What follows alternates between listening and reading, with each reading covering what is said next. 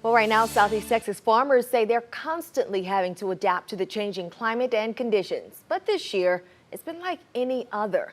The Texas agricultural industry has been hit hard by both the pandemic and that February freeze. And Dejanique, throw in the recent summer storms, and it's been quite the mess. 12 News reporter James Grant visited the folks at Donna's Farm in Fannett. He's live with how they're overcoming all the challenges. That's right, Dej. Jordan Brett Hieronymus owns Donna's Farm here in Fannett, and he says part of being a small farmer in Southeast Texas is knowing how to adapt and change with the conditions.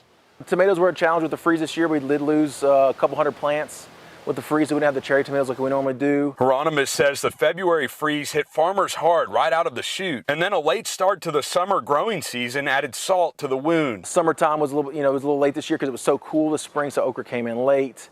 The flowers were a different ballgame for us, learning from that. Growing flowers has been one of the farm's new challenges this year, according to Hieronymus. He says there's a surprisingly high demand for flowers in our area, so he had to learn that process while COVID and the weather worked against him. We had to cut flowers, as you can see in the background here, so we do seasonal cut flowers. That's been a new challenge. We know the vegetable game very easy, but we started adding the cut flowers because we saw a market need. People wanting fresh local flowers is a big thing now. Texas Agriculture Commissioner Sid Miller feels Hieronymus' pain and that of other Texas farmers. It's been an interesting last 18 months for agriculture. We've had a pandemic, 3 hurricanes, a massive freeze, tariff war, price fluctuations.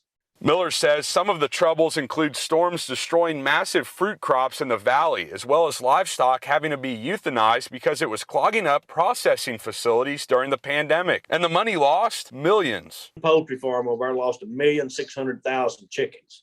All the baby chicks froze, all the eggs froze in incubators. But farmers are nothing if not resilient, slowly making up for the financial burden. Some of the most resilient, toughest, hard to knock down people you'll ever meet. We're used to adversity. We deal with it with the weather and the markets and pest and disease and fire and you name it.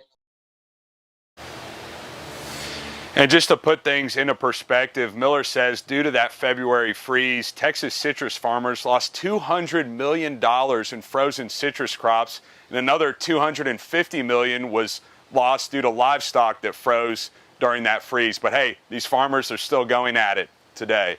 Live in Fannett, James Grant, 12 News.